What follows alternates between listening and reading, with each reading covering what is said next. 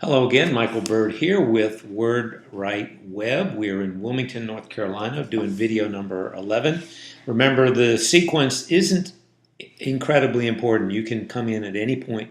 You can learn something. You can go back and look at the other videos if you'd like. You can just go forward. It's really like podcasting. I listen to a lot of podcasts, and just by definition, you're not going to come in at podcast number one. You're going to discover a podcast that's already established, already has 50 in the bank or 10 in the bank or 200 in the bank. And if you really like it, you can go back and listen to the past ones, just like you can do with this. I am talking about search. We went and we looked at your competition in the last video. We looked at your competition by using Google Maps. And if you discover that your competitive landscape in your profession, in your geographic territory is not overwhelming, then perhaps organic search is right for you. So today we're going to look at two big things about your website to see whether you want to jump into trying to get organic search results. And that's the 10 at the very bottom of the Google search results page. Ultimately, I would say you do. You always want to do this. It's just a question of whether you want to approach that one first or whether you want to do Google AdWords or Google Maps first. So it's really about sequencing and priorities. And in the process, we learn about how this stuff works. Before I get to that, we in WordWrite Web, Wilmington, North Carolina, we've been here for almost 30 years. Traditional marketing company, starting with graphic design and primarily print. And we morphed into being a website company. In Wilmington, we take on all comers. We do a lot of attorney websites, as I mentioned, dentists, doctors, we do builders, there's various segments that have emerged. And one of the segments that emerged for us was the home services business. We started another brand called Home Services Digital. I'm just going to spin around to show you our conference room and position a little bit differently. There is our other brand, Home Services Digital. And I'm doing that because what I have been doing in this video series, let me get back to over here. I just dropped my mouse. What I've been doing in this video series is really doing the same series for Home Services Digital and for WordWrite Web. And I'm going to stop doing that because I want to spend more time concentrating on the content. And so going forward, it's going to be Home Services Digital, but we're still WordWrite Web in Wilmington, and the brand is not important and not something to be too confused about. The point is really the content, and the content is the same. One thing that I'll say about the home services businesses, though, is that getting search is really, really important for plumbers, heating and air contractors, roofers, painters, flooring companies, people in those types of businesses. And that's one of the reasons that we started our national brand and have begun doing work for plumbers and heating and air contractors and roofers and painters and flooring companies and others in the home services business all across the country, and it's really been gratifying. It's something that we do very well, and that we saw a real need or see a real need in that sector. So you're going to see more of that going forward. But the principles are the same. And so going forward, we're going to go to Home Services Digital as the brand. We'll occasionally mention that it's a division of WordWrite Web. That stuff's not important. The content is what's important. Okay, so I'm going to switch over quickly, and I am talking fast because I want to get to the point of today's video, which I've already done for the Home Services Digital channel, but for now it'll be a separate video for WordWrite Web. And here we go. We're going to switch over. We're going to start the screen recording. Gotten pretty quick at this, so that's good. All right, the two things we want to look at.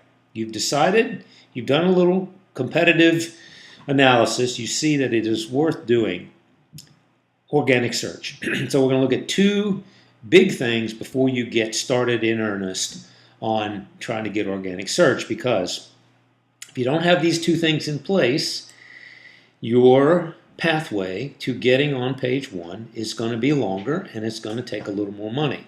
All of this is within the realm, though, of most businesses that are doing good business. Okay, so I went to, here's the search I did. I decided I didn't want to keep picking on Wilmington. I did flooring companies, Fayetteville, North Carolina, and I decided to pick on this one right here. It's the first one that comes up, Cape Fear Flooring. Now remember, they're getting good search results. So There are a couple other factors in here. One is that Fayetteville is not nearly as competitive a market as Wilmington. So what we're going to look at, the two things we're going to look at are page responsiveness. Do you have a responsive website? That means, is it mobile friendly? And I'm going to show you how to check for that.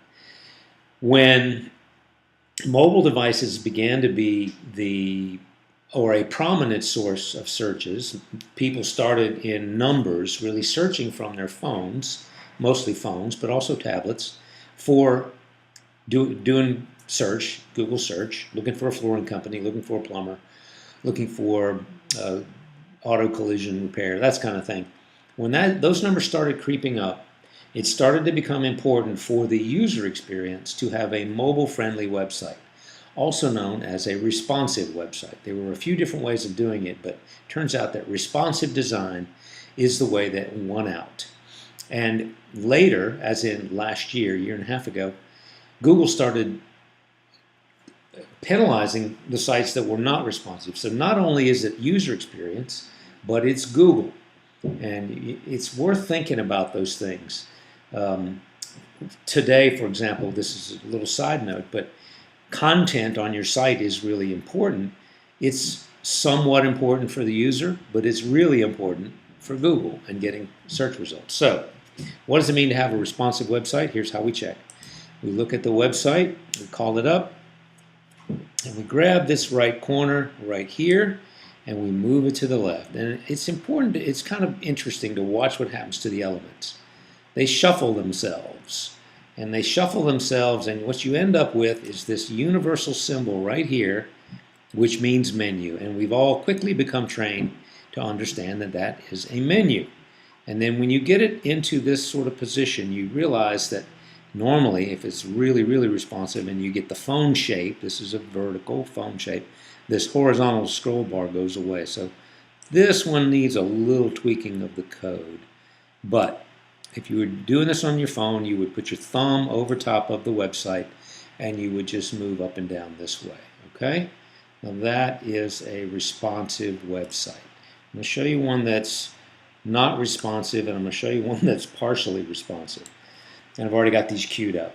And we do a lot of dentists. I'm going to pick on this dentist here. A couple things about this site. This one is not responsive, although it has one element that is responsive. And actually that element has gone away. So maybe it's not responsive at all. There used to be a picture right here. And then when I did the little shrinking deal, the picture went away, but nothing else moved. Now you see nothing. Oh, there's the picture. All right, so that just sits there. That's a picture that goes in and out. That's what that is. It's not doing anything. None of these elements moved. This website would be not very good to navigate on your phone. This thing happens to end up in the center of your screen, but your menu items and so on are not shifting themselves, so you would have to scroll vertically and horizontally, and on a phone, this is a huge hassle. This is a website that's not responsive. Now I'm going to show you one that's sort of kind of responsive, but they didn't do it right. Notifications. All right, this is the one I wanted to show you that's sort of kind of responsive, but not exactly. All right, so stuff is starting to move, but then what do you end up seeing is a bit of a jumble. It's a little bit of a jumble here. We got stuff all kind of on top of each other. So this one, and here's this, our service rule is something new. And there's no horizontal scroll, so you can't see it even if you wanted to. All right, so that is item number one. Is it responsive? Is your website responsive? And if you have a full service website provider, they should tell you that you need to make your website responsive, and they should have done that about 2 years ago. Okay, now we're going to look at another big one, page load speed. Now remember, Cape Fear Flooring, we gave them good points for being responsive.